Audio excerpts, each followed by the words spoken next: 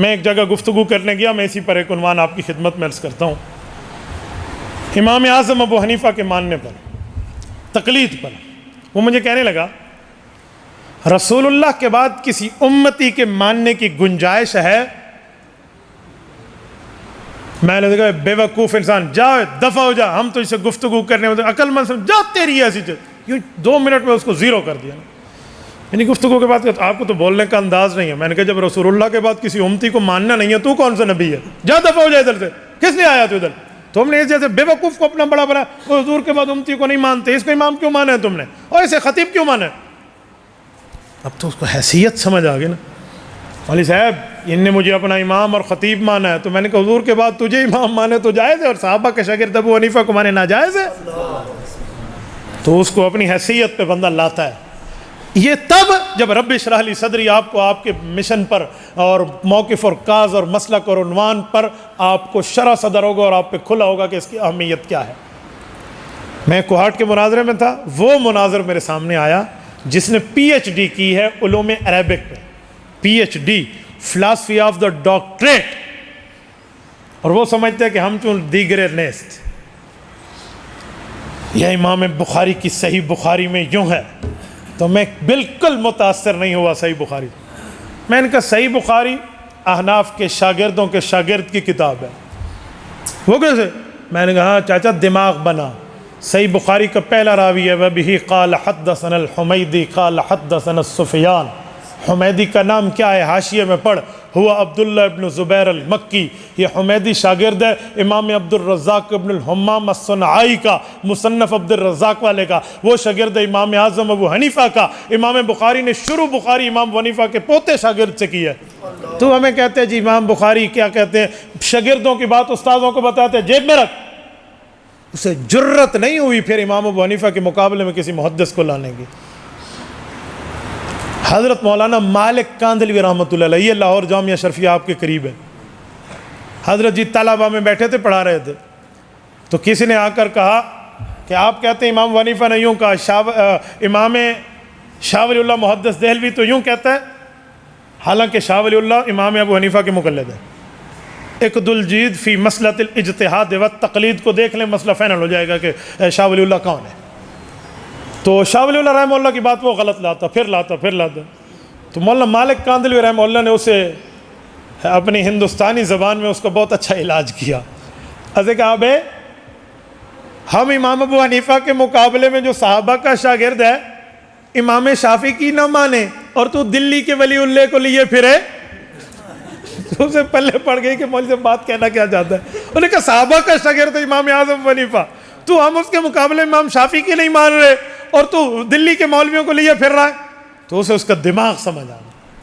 ایک اور مسئلے پر میں نے ایک مسئلہ ایک جگہ بحث میں پیش کیا، میں نے کہا کہ یہ تو باقی محدثین امام ابو حنیفہ کے شاگرد ہیں، تو ہم استاذ کی بات لائیں، تم شاگرد کی لائے ہو، ہمارے پاس استاذ کی فقہ موجود ہے۔ تو فوراً اس بندے نے مجھے کہا مولانا پھر تو ہم صحابہ کی مانتے ہیں، اور صحابہ ابو حنیفہ سے بڑے ہیں، اس کے اساتذہ ہیں، تو پھر ہم خود کو صحابہ والا کہیں گے، ہم آپ سے بڑے ہیں۔ فقہ ماننی تھی، شاگرد کی مانی ابو حنیفہ کی، استادوں کی مانتے، فقہ ابو بکر مانو، فقہ فاروقی مانو، فقہ عثمان مانو، فقہ حیدری مانو، ابو حنیفہ کی فقہ ماننے کی کیا ضرورت تھی؟ میں نے کہا بات پوری ہو گئی کہ جی پوری ہو گئی۔ میں نے کہا تجھے پتہ ہے فقہ کیا ہے اور کب مانی جاتی ہے، کس طرح مانی جاتی ہے، کیسے مانی جاتی ہے، بتا دیں۔ میں نے کہا فقہ کا دین اسلام کی 4 اساس قرآن، سنت، اجماع، قیاس، 4 چیزیں ملیں تو فقہ بنتی ہے۔ نمبر 1 مسئلہ قرآن کا، نمبر 2 مسئلہ فرمان کا رسول اللہ کا، اور نمبر 3 جو قرآن حدیث میں نہ ملے تو صحابہ کرام نے اس سے کیا سمجھا ہے، دونوں کو ملا کر اسے کہتے ہیں اجماع امت۔ نمبر 3 جب قرآن حدیث اور صحابہ کے فتاویٰ میں نہ ملے تو پھر قرآن حدیث کے اصول سے مسئلے کو حل کرو، اسے کہتے ہیں قیاس۔ تو دین اسلام کے 4 اساس قرآن، سنت، اجماع، قیاس، تو فقہ اس کی بنتی ہے جو یہ 4 علوم سے مسئلے کو لکھ کر دے۔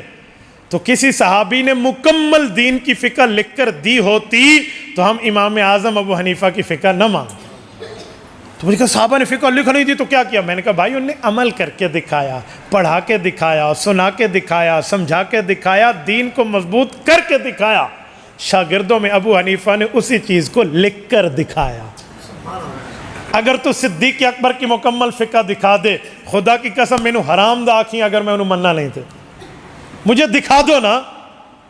حضرت ابو بکر کی مکمل فقہ، حضرت عمر و عثمان و علی و زبیر و طلحہ و سعد و سعید و معاویہ و عبداللہ بن مسعود، ابو ذر غفاری، عبداللہ بن عباس رضی اللہ عنہ مجمعین کی کسی ایک کی فقہ تو دکھا دے، میں تسلیم کرنے پہ تیار ہوں۔ صحابہ کرام کا 100 سال کا دور ہے، اس 100 سال میں قرآن کہتے ہیں وَلَا يُمَكِّنَنَّ لَهُمْ دِينَهُمُ الَّذِي ارْتَضَىٰ لَهُمْ وَلَا يُبَدِّلَنَّهُمْ مِن بَعْدِ خَوْفِهِمْ أَمْنًا۔ صحابہ نے دین کو نافذ کیا، سمجھایا، سنایا، پڑھایا، پہنچایا، اور پھر ان شاگردوں نے استاذوں سے پڑھا ہوا لکھ کر، امام سیوطی فرماتے ہیں اول من دون علم الشریعہ ورتبہ ابوابا فہو ابو حنیفہ ثم تبعہ مالک فی ترتیب الموطا۔ سب سے پہلے اس امت میں صحابہ کے بعد ابو حنیفہ نے دین لکھ کے دیا، اس کے بعد امام مالک نے ترتیب موطا کیا۔ تو صحابہ کرام کے رہے ہوئے کام کو امام ابو حنیفہ نے پورا کیا ہے، اسی لیے ہم ان کی مانتے ہیں۔ نام ابو حنیفہ کہ یہ مرتب ہے تو یہ صحابہ اور نبی والی بات۔ جیسے میں پوچھوں بھائی قرآن پڑھ رہے ہو؟ جی ہاں۔ کس کا چھاپا ہے؟ جی تاج کمپنی کا۔